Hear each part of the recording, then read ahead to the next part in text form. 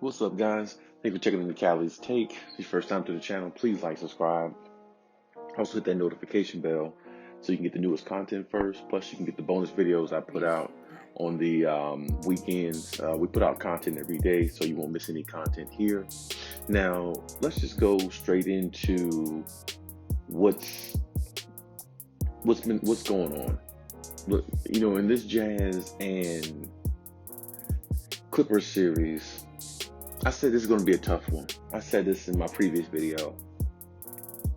I said this series right here is really going to, test the Clippers a lot because, they're going to have to deal with how the Jazz play, and they're going to have to match the Jazz's bench play because Jordan Clarkson's going to come in there and put up big numbers. I already know that. And, the thing that you have to look at in this series more so than anything, last night, the Jazz won that game because Donovan Mitchell willed the victory. Because I thought that the Clippers, that was a very winnable game for the Clippers. But the Jazz didn't even have Mike Conley.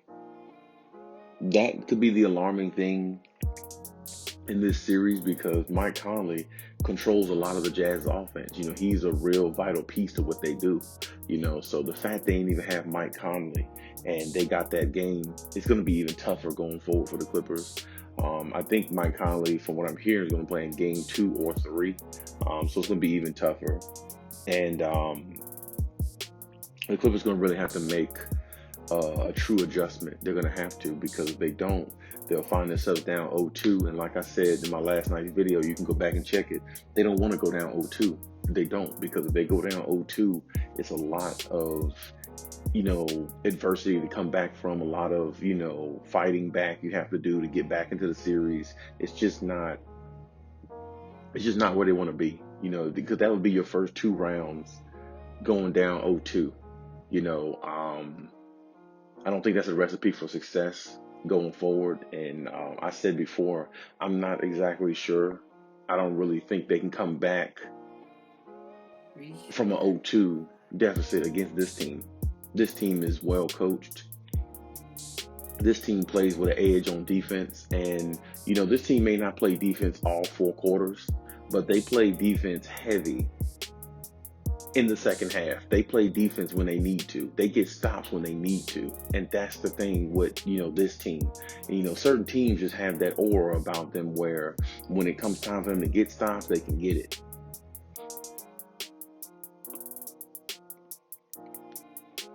And, with the Clippers, I'm not saying they can't come back and win this series because they have the talent. I'm just saying, if they get down 0-2 again, what's the mindset?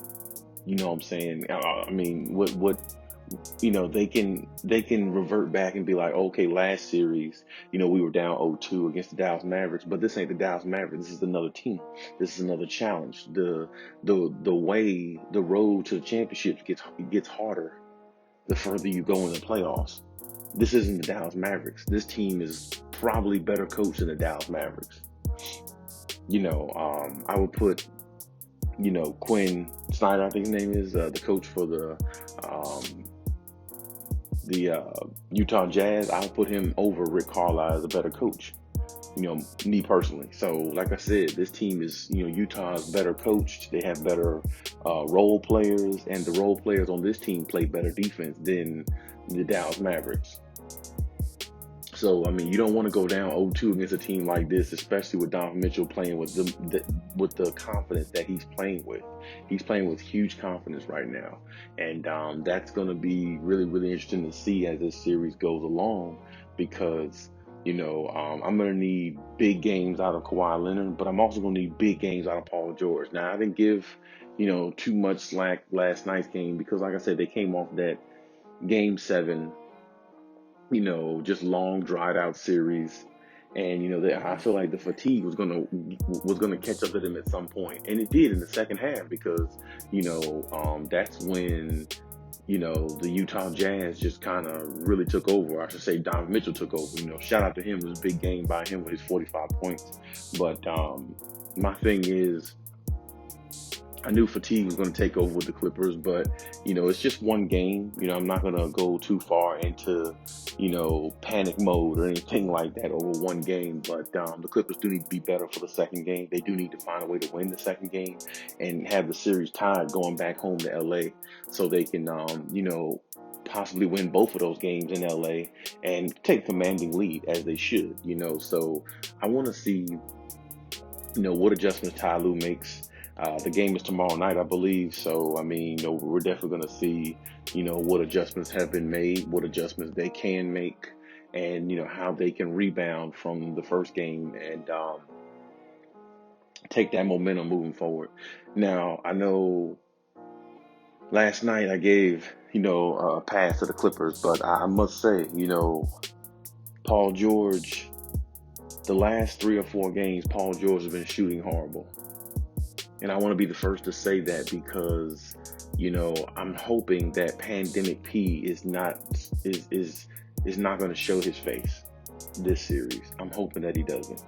But when you look at the last 3 or 4 games between Dallas and this first game in, Utah, Paul George hasn't been shooting the ball well. He's been shooting it rather poorly, actually. I think he's shooting about 32% from the field, which is not good because now you're going to put more onus on Kawhi Leonard to go out there and be special every night. And, at some point, you're going to give out energy-wise.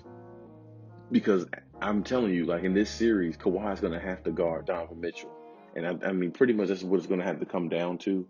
And it's going to be a hard guarding Donovan Mitchell because he moves a lot quicker and faster than Luka Doncic. Luka Doncic, you could take off, you can play Luka, and Luka moves at a slower pace.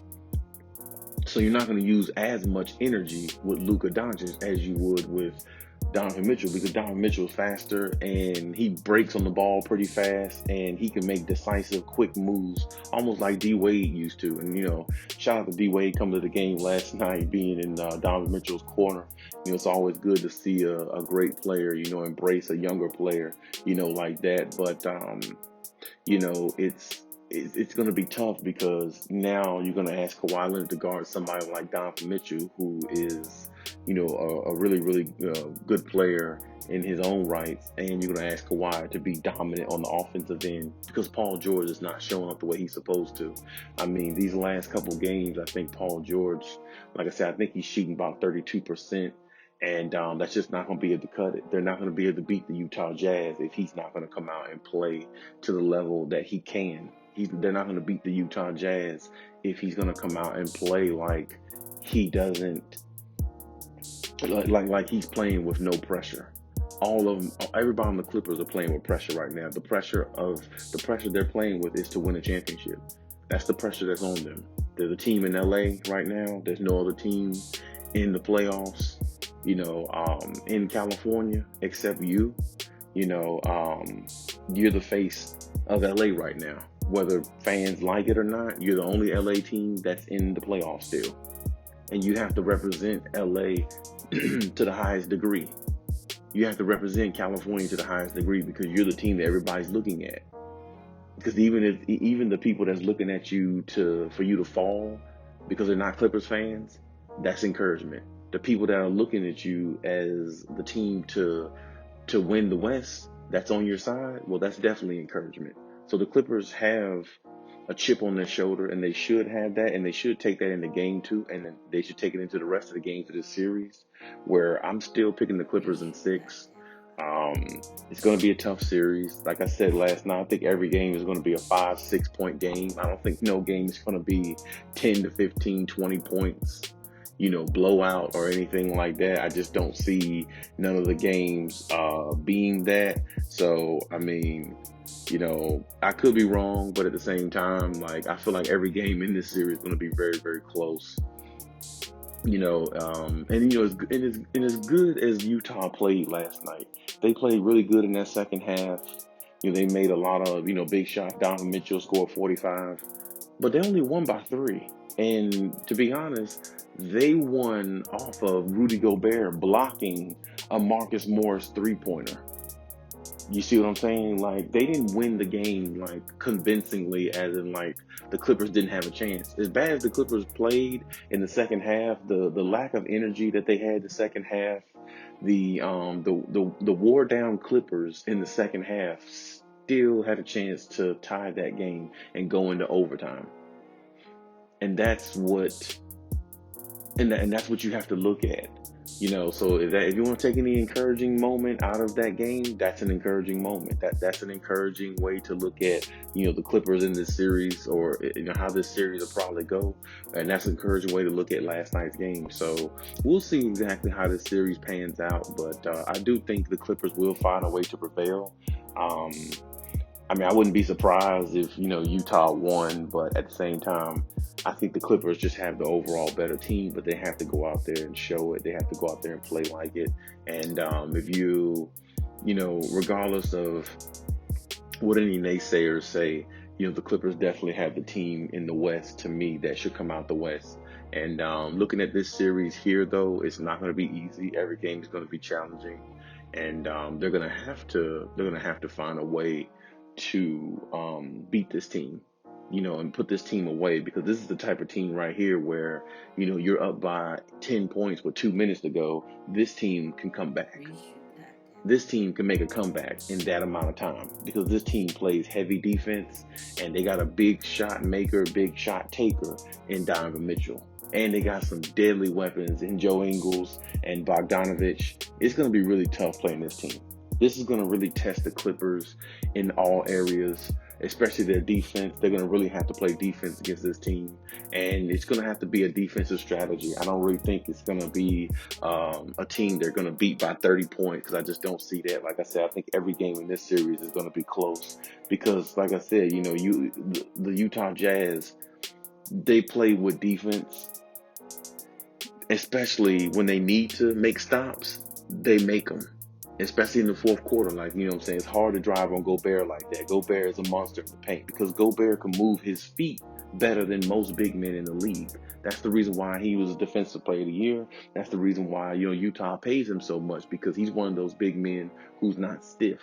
He can move his feet really well, and he knows how to keep himself out of foul trouble. Like it hasn't been very many games I watched of him where he was playing and he was just in foul trouble the whole game, and he couldn't really, very few games I've seen of him like that. So it's like he knows exactly how to play the position.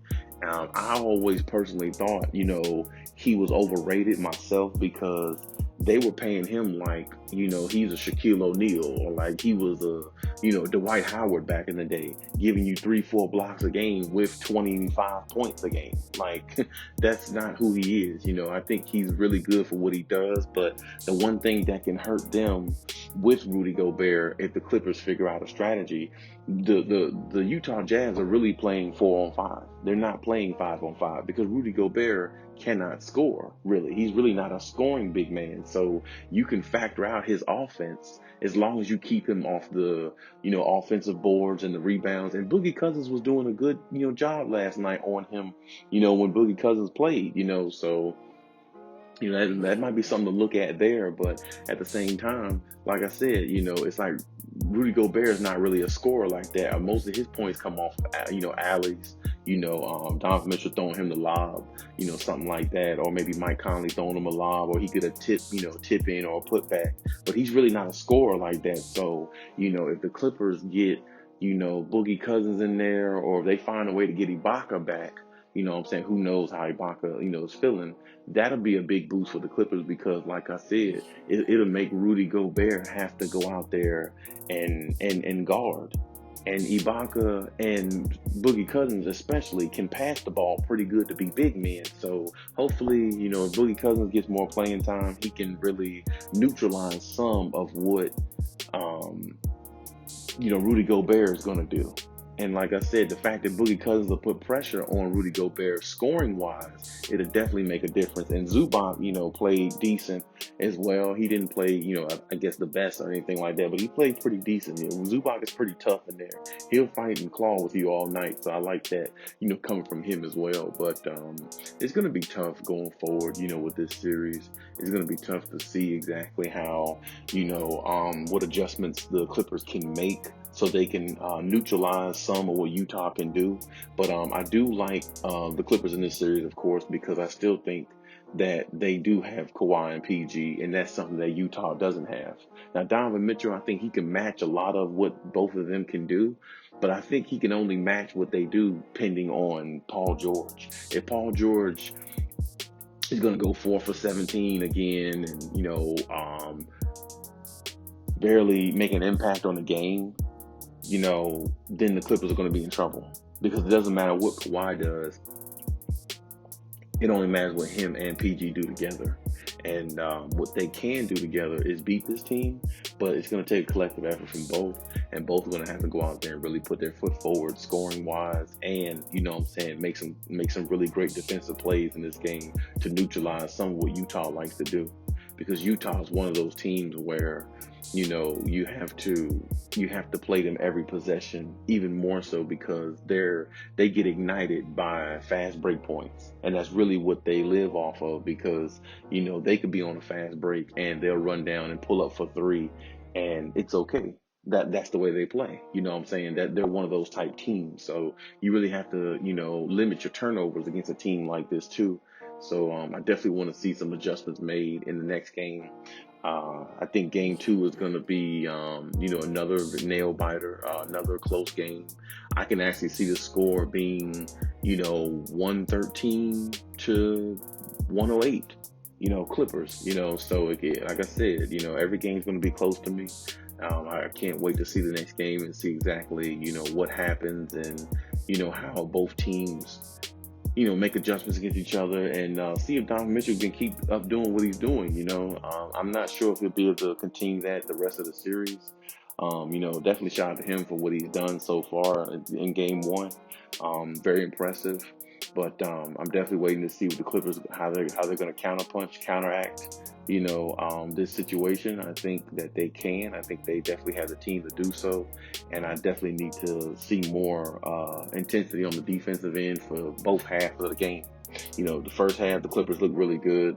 Like I said, it looked like they got tired a little bit going towards the end, but it's okay. It's one game, and I'm gonna need Paul George to get out of his shooting slump and pick back up where he was, in that third game, I think, in Dallas, when they were down by 30. That's when Paul George was shooting the ball really good those couple of games.